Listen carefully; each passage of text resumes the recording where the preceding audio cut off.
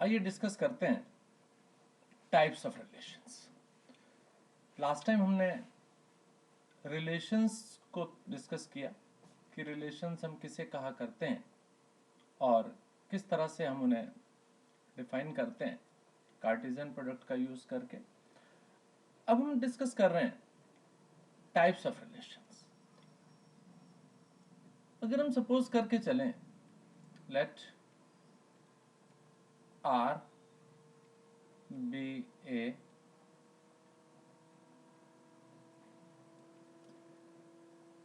relation on a set A। कोई एक set A आपको गिवन है, R आपके पास कोई एक रिलेशन उस पर डिफाइन कर लिया हमने। देन तो अब हम R को किस किस टाइप से डिफाइन कर रहे हैं।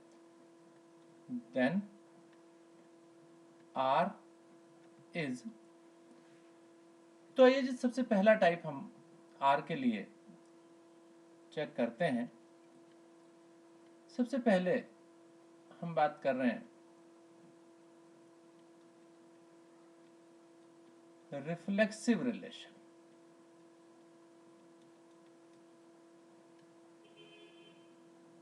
रिफ्लेक्सिव रिलेशन, अब रिफ्लेक्सिव रिलेशन क्या है जी? आर तो हमने बोल ही दिया जी आपको, और आर के बारे में आप जानते हैं कि अगर ये रिलेशन है तो ये कार्टेशियन प्रोडक्ट ए इंटू ए का सबसेट भी होगा जी। तो अगर हम आर को रिफ्लेक्सिव रिलेशन बोलते हैं तो ऐसी सिचुएशन में हम लिखा करते हैं R related to a and a, यानी a is related to a, या दूसरी तरह से हम इसको लिख सकते हैं ordered pair a comma a that belongs to R, वो आर का बिलोंग करना चाहिए जी। For all a belongs to set A, यानी सेट ए से बिलोंग करने वाले वो सारे के सारे मेंबर्स जिनकी दोनों एंट्री सेम हो जी, उस तरह का रिलेशन हमारे पास बन जाता है जी रिफ्लेक्सिव रिलेशन। दूसरे टाइप के रिलेशन की बात करते हैं, वो है जी हमारे पास सिमेट्रिक रिलेशन।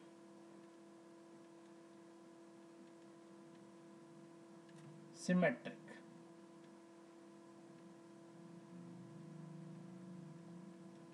रिफ्लेक्सिव रिलेशन, उसके बाद हमारे पास आया सिमेट्रिक रिलेशन। अब सिमेट्रिक रिलेशन हम किस तरह से लिखते हैं जी? हम उसके लिए लिखते हैं ए कॉमा बी अगर आर से बिलोंग करता है, this implies B comma A also belongs to R. तो ए कॉमा बी टाइप के मेंबर्स आपको आर से बिलोंग करते हुए मिल जाएं, तो बी कॉमा ए टाइप के मेंबर्स भी आपको आर से बिलोंग करते हुए उस सेट में या उस कार्टेशियन प्रोडक्ट में या उस आर में, सॉरी उस आर में मिलने चाहिए। तो तब आप क्या बोलेंगे कि वो रिलेशन हो गया हमारे पास सिमेट्रिक रिलेशन। ठीक है, तो आपने कहा देन आर इज सिमेट्रिक।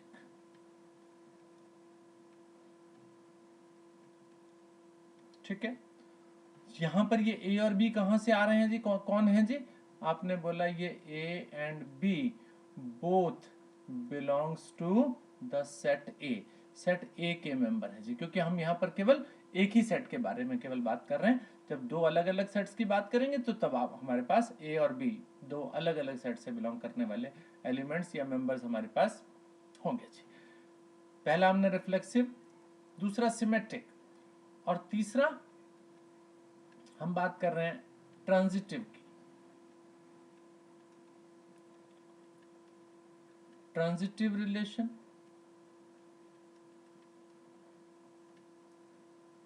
अब ट्रांजिटिव रिलेशन किस तरह से हम लिखते हैं जी, इसे भी समझते हैं जी। आपने बोला ए कॉमा बी आर से बिलोंग करने वाला एक एलिमेंट है, साथ ही साथ बी कॉमा सी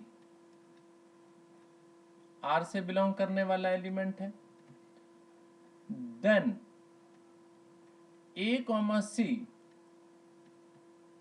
भी आर से बिलोंग करने वाला अगर मेंबर आपके पास है तो आप क्या बोल देते हैं, R is transitive.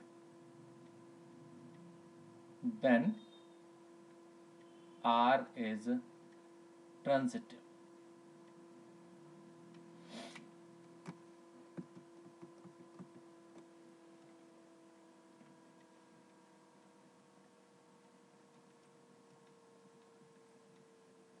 Reflexive, symmetric and transitive.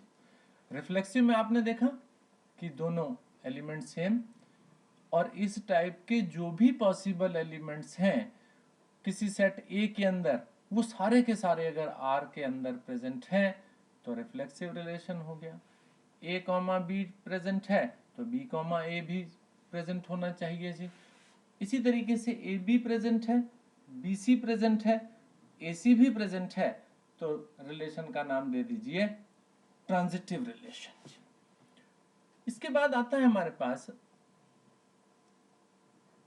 एक चौथा टाइप जिसे हम कहते हैं रिफ्लेक्सिव, सिमेट्रिक, ट्रांजिटिव, और उसके बाद हमारे पास आता है इक्विवेलेंस रिलेशन। इक्विवेलेंस, अब इक्विवेलेंस रिलेशन किसे बोलेंगे जी? इक्विवेलेंस रिलेशन है वो जो रिफ्लेक्सिव, सिमेट्रिक, ट्रांजिटिव, ऊपर वाली तीनों कंडीशन, अगर कोई एक रिलेशन आपको आर गिवन है और वो तीनों कंडीशन सेटिस्फाई करें तो वो इक्विवेलेंस रिलेशन होता है जी। तो हम क्या नाम कैसे लिखते हैं इसको? हम बोलते हैं any relation that is reflexive,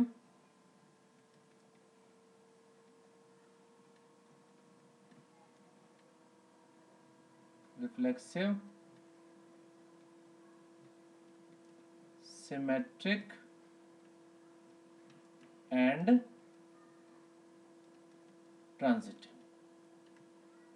ठीक है, एक ऐसा रिलेशन जो रिफ्लेक्सिव भी हो, सिमेट्रिक भी हो और ट्रांजिटिव भी हो, उसे क्या बोलेंगे जी? Is called equivalence.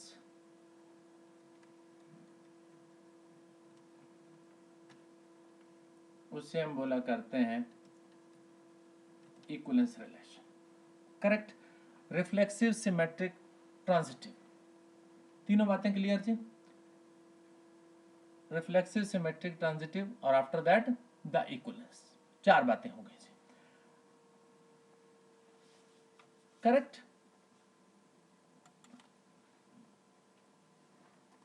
अब आइए जी, इस चीज को हम एक एग्जाम्पल से क्लियर करते हैं जी। एक एग्जाम्पल हमारे सामने आएगा, सारी बातें हमें क्लियर हो जाएंगी कि किस तरह से रिफ्लेक्सिव, सिमेट्रिक और ट्रांजिटिव को हम समझेंगे। आइए डिस्कस करते हैं एक एग्जाम्पल। क्या कहता है जी एग्जाम्पल? हमने सपोज किया एक सेट S, और वो क्या देता है जी? S is the set of all lines in a plane. किसी एक प्लेन में प्रेजेंट सारी की सारी लाइंस को हमने सेट S से रिप्रेजेंट कर दिया जी। अब R एक रिलेशन हमने दिया, R is the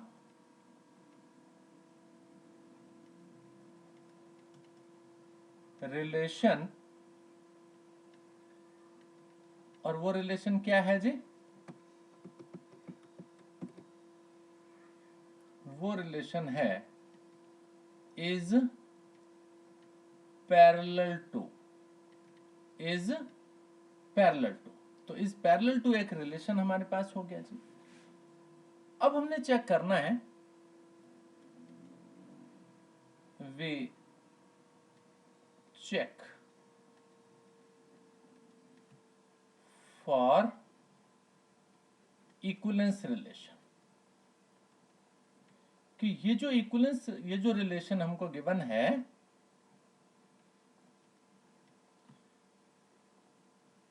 equivalence relation के लिए आपको इसे चेक करना है जी। ठीक है,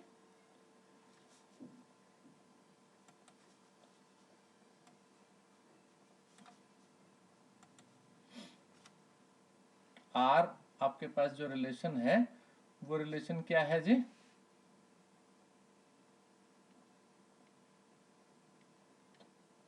इज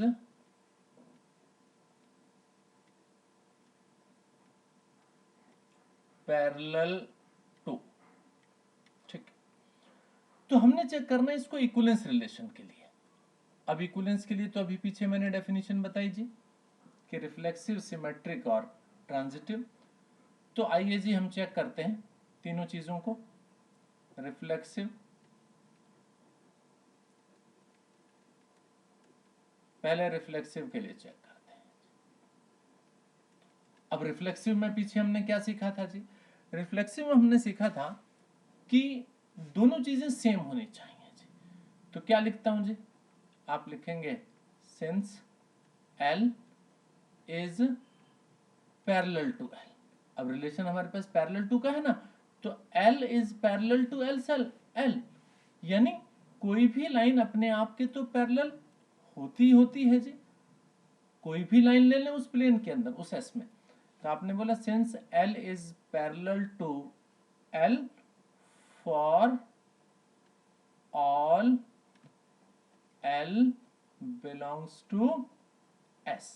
ये जो ऊपर आपको सेट S गिवन है, ये समझिए आपके पास उस R के प्लेस पे, उस पूरा कंप्लीट सेट हो गया। जो पीछे हमने सेट A डिफाइन किया था, उस सेट A के प्लेस पर हमारे पास S आ गया जी। तो इस सेट S से प्रेजेंट सारी की सारी लाइंस को आपने चूज किया, और हर एक लाइन अपने आप की तो पैरेलल होती है जी। For all L belongs to S जी। ठीक है, तो क्या बोल सकते हैं जी? इसलिए R इज रिफ्लेक्सिव। रिफ्लेक्सिव हो गया जी, क्योंकि सारी की सारी लाइंस अपने आप के तो पैरेलल होती हैं जी। अब दूसरा चेकिंग हम करते हैं सिमेट्रिक के लिए जी।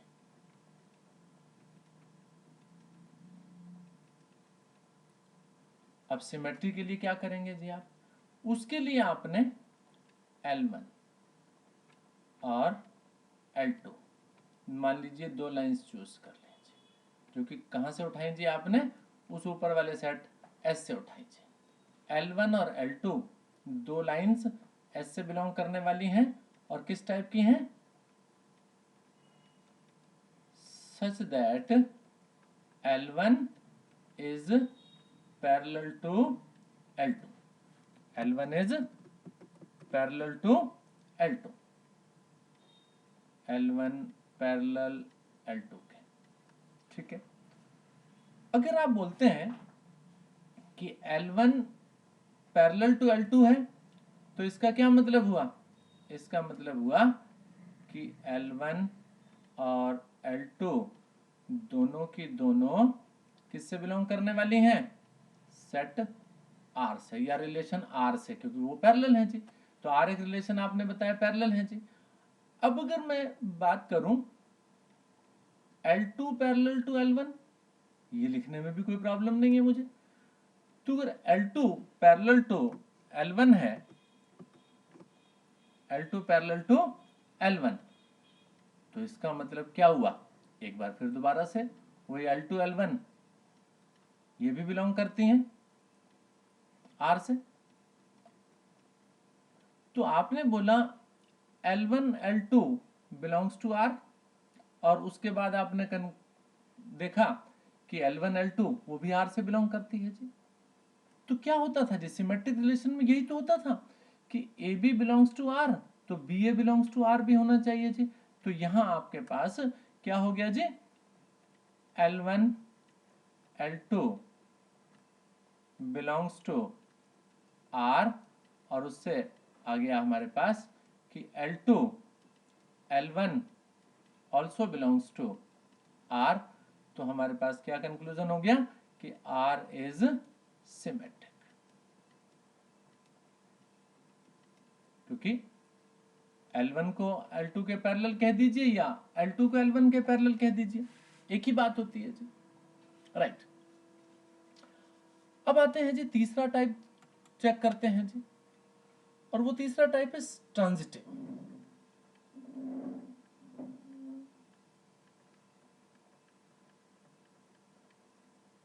ट्रांजिटिव रिलेशन, अब उसके लिए मुझे क्या करना पड़ेगा जी, मुझे 3 लाइनें लेनी पड़ेंगी जी, L1 L2 और L3, तीनों की तीनों S से बिलोंग करती हैं जी। और किस टाइप की हैं, सच दैट L1 पैरेलल है L2 के, साथ ही साथ L2 पैरेलल है L3 के, ठीक है। यानी कुछ इस टाइप की सिचुएशन,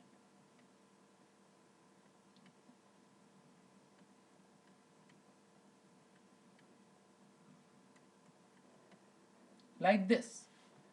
ये मेरे पास L1 हो गया, ये L2 हो गया, और ये L3 हो गया। पहले मैंने चेक किया इन दोनों को, ये पैरेलल है, फिर मैंने चेक किया इन दोनों को, ये पैरेलल है। तो क्या मैं ऐसा नहीं बोल सकता कि L1 पैरेलल टू L3? आप बोलेंगे बिल्कुल बोल सकते हैं जी। तो if L1 parallel to L2, L2 parallel to L3, तो इससे क्या कंक्लूजन निकला, इससे कंक्लूजन निकला L1 parallel to L3, correct. यानी आपके पास था L1 L2 belongs to R, then L2 L3 belongs to R, और उससे आपने देखा कि L1 L3 that also belongs to R। तो सो R is कैसा हो गया, आपने बोला ट्रांजिटिव हो गया जी, ठीक है। तो रिफ्लेक्सिव, सिमेट्रिक और ट्रांजिटिव तीनों कंडीशन सेटिस्फाई हो गई। तो क्या बोल देंगे जी, आप क्या कंक्लूजन करेंगे, देयरफॉर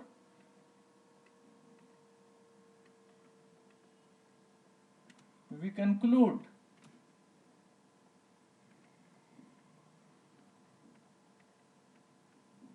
क्या conclusion, that R is equivalence, R is equivalence relation। Is it fine? Correct। Reflexive, symmetric, transitive तीनों मिल गए, तो आपके पास इक्विवेलेंस रिलेशन बन गया। अब आइए एक प्रॉब्लम और ऐसा डिस्कस करते हैं जिसमें कुछ कंडीशन सेटिस्फाई होंगी लेकिन कुछ नहीं होंगी जी। देखिए एक एग्जांपल और डिस्कस कर रहे हैं आपके साथ, और उसमें क्या है जी, उसी टाइप का प्रॉब्लम, पिछले जैसा ही। Let L be the set of all lines in a plane, ठीक है। अब R क्या डिफाइन किया जी, R be the relation, R आपके पास एक रिलेशन है, वो क्या बताता है जी आपको, वो बताता है कि L1 और L2 दो लाइंस हैं इस तरह की कि L1 is perpendicular to L2, L1 और L2 परपेंडिकुलर है। अच्छा, क्वेश्चन में मुझसे पूछा क्या है? क्वेश्चन में मुझसे पूछा है show that R is symmetric. कहता है जी R सिमेट्रिक है, बट ना तो नाइदर रिफ्लेक्सिव नॉर ट्रांजिटिव। ना तो वो रिफ्लेक्सिव है और ना ही ट्रांजिटिव है, ऐसा आपने चेक करना है जी। आइए जी सॉल्यूशन करते हैं जी इसका। ठीक है, तो सबसे पहला तो रिफ्लेक्सिव की ही बात करते हैं। Start with the reflexive. R आपको क्या गिवन है? L1, L2, लेकिन रिफ्लेक्सिव के केस में तो हमें L ही लेना पड़ेगा जी। रिफ्लेक्सिव के केस में हमें L एंड L यानी दो सेम लाइंस ले लीजिए, डिफरेंट डिफरेंट नहीं जी। L, L, right. लेकिन अगर आपसे बात की जाए कि क्या दो लाइंस आपस में एक दूसरे के परपेंडिकुलर हो सकती हैं? वो तो हो सकती हैं, लेकिन क्या ये सेम लाइंस आपस में परपेंडिकुलर हो सकती हैं? No, L can not B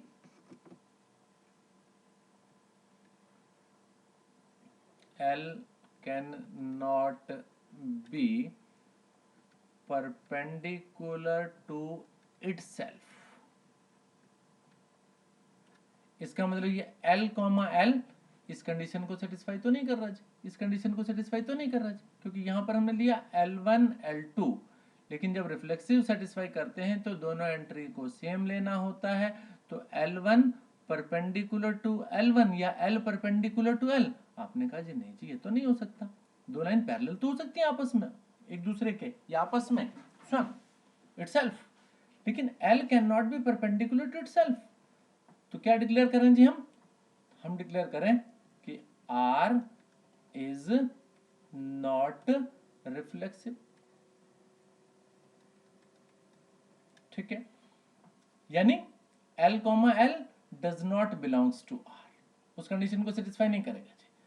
आइए अब बात करते हैं सिमेट्रिक की जी। अब सिमेट्रिक में क्या होता है जी? सिमेट्रिक में हमने लेना है L1 और L2, दोनों की दोनों बिलोंग करती हैं सबसे पहले इस L, जो सेट ऑफ ऑल लाइंस आपको गिवन था ये this one. L1 and L2 आपने उस प्लेन से दो लाइन उठा लीजिए। किस तरह की हैं जी?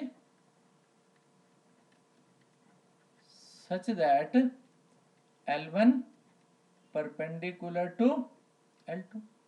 तो L1 परपेंडिकुलर टू L2 है, तो it mean they belongs to R से बिलोंग करने वाली होंगी जी वो, क्योंकि दोनों परपेंडिकुलर R की कंडीशन को सेटिस्फाई करती है। तो आपने कहा सो L1 L2 belongs to R।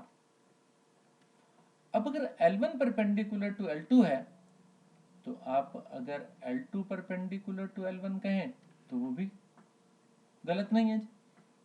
L2 perpendicular to L1, L1 L2 के परपेंडिकुलर है, mean this is right this like this is L1, this is L2। L1 perpendicular to L2 कहिए या L2 परपेंडिकुलर टू L1 कहिए, एक ही बात है जी। तो इससे क्या इंप्लाई हुआ? इससे इंप्लाई क्या हुआ कि L2, L1 that also belongs to R, वो भी R से बिलोंग करता है जी। तो L1 L2 R से बिलोंग करता है, L2 L1 भी R से बिलोंग करता है, तो R क्या हो गया जी? सिमेट्रिक हो गया। R is symmetric here.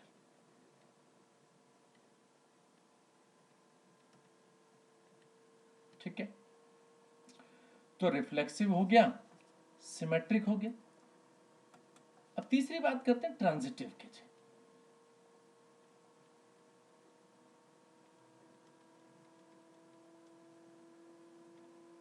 अब ट्रांजिटिव के लिए हमें 3 लाइंस लेनी पड़ेंगी जी, L1, L2 और L3। 3 लाइंस मैंने कंसीडर की जो कि L से आई, और इस तरह की हैं वो कि L1 परपेंडिकुलर टू L2। इसका मतलब क्या बोलेंगे आप? इसका मतलब आप बोलेंगे L1 और L2 परपेंडिकुलर हैं, तो L1 L2 belongs to R। Second thing, L2 perpendicular है L3 के, इसका मतलब हुआ कि L2 L3 belongs to R। ठीक है, L1 परपेंडिकुलर है L2 के, L2 परपेंडिकुलर है L3 के, लेकिन क्या ये जरूरी है कि L1 L2 L3 के परपेंडिकुलर होगा? देखिए, मैं एक डायग्राम आपके सामने बनाता हूं जी। लीजिए, मैंने एक लाइन, ये L1 ले लीजिए, ये मेरे पास एक लाइन L3 हो गई जी, L1,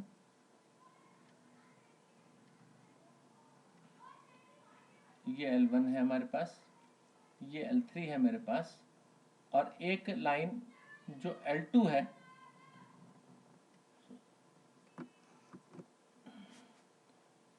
ये दोनों के परपेंडिकुलर है। आपने देखा क्या कि L1 is perpendicular to L2 and L2 is perpendicular to L3, लेकिन L1 और L3 तो मेरे सामने काउंटर एग्जांपल आ गया कि दे आर नॉट पैरेलल। जरूरी नहीं है, हो भी sorry perpendicular, they are not perpendicular. तो आपने बोला कि here L1 may not be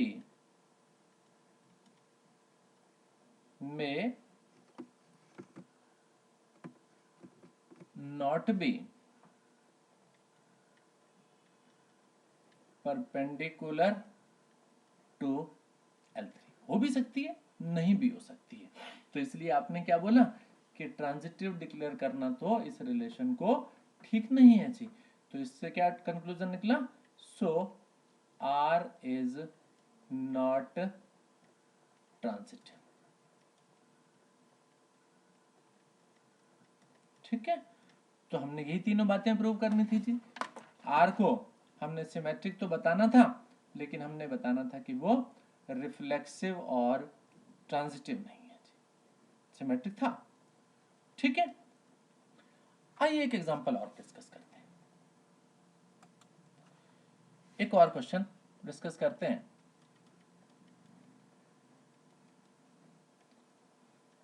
और उसमें हमें एक सेट गिवन है जी,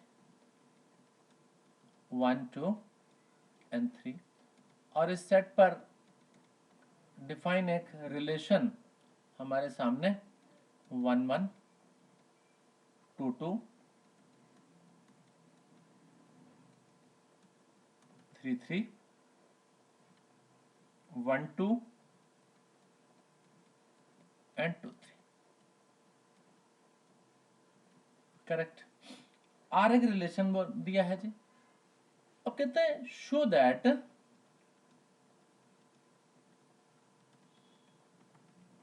R is reflexive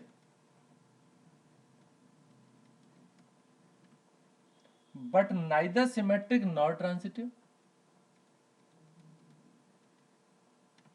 neither symmetric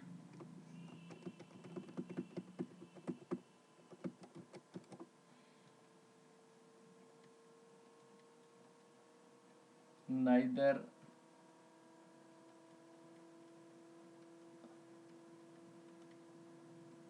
symmetric nor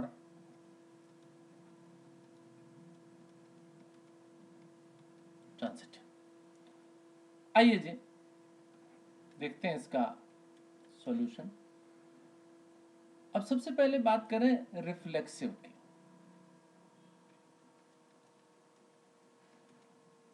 reflexive, आपने यहां क्या देखा कि सेट ए आपको गिवन है, और इस सेट ए का जब आप ए इंटू ए करेंगे तो उसके जो जो मेंबर्स बनेंगे, चलिए मैं बना लेता हूं जी। यहां पर आपके पास 1 1 2 2 3 3 1 2 1 3 2 1 2 3 3 1। कितने बने? 1 2 3 4 5 6 7 8 बने। कौन सा रह गया? 2 3 3 2 is not there, right? 3 2 3 2 will be there, correct? 1 2 3 4 5 6 7 8 9, right? These are the all members of Cartesian product A into A. अब रिफ्लेक्सिव में क्या बोला था? रिफ्लेक्सिव में बोला था ordered pair A comma A belongs to R for all A belongs to the set A। तो देखिए जी, सारे के सारे मेंबर हैं क्या? कौन कौन से बनेंगे? आपने कहा जी ए कार्टेशियन प्रोडक्ट में वो सारी एंट्री जिसमें दोनों एंट्री सेम हो। क्या ये तीनों चीजें आर में आ रही हैं? आपने कहा बिल्कुल आ रही हैं, तीनों की तीनों आपको मिल गई इसमें आर में, तो आपको रिफ्लेक्सिव बोलने में कोई प्रॉब्लम नहीं है जी। ठीक है, तो हम क्या लिखें जी? Since R have all 1 comma 1 2 comma 2 and 3 comma 3, so R is reflexive.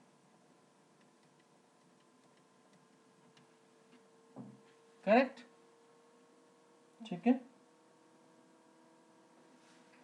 Second,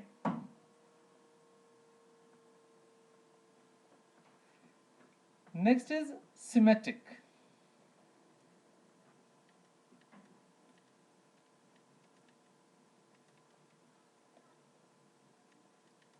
symmetric, अब आप R को देखिए 1 कॉमा 2 बिलोंग करता है R से, तो 2 कॉमा 1 भी करना चाहिए अगर आप सिमेट्रिक देखना चाहते हैं तो। आपने देखा 1 कॉमा 2 तो बिलोंग करता है, but 2 comma 1 does not belongs to R। काफी है जी नॉट सिमेट्रिक कहने के लिए।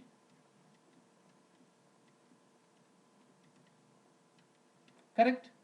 चलिए, तीसरी चीज ट्रांजिटिव की बात है जी।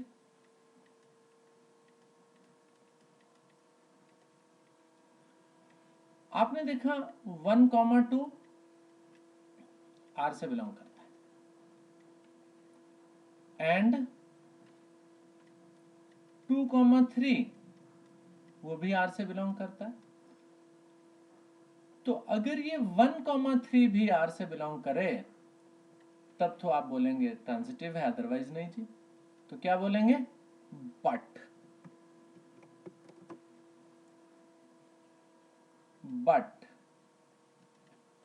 1 comma 3 does not belongs to R, कह दीजिए not transitive. Is it fine? ठीक, ऑल राइट।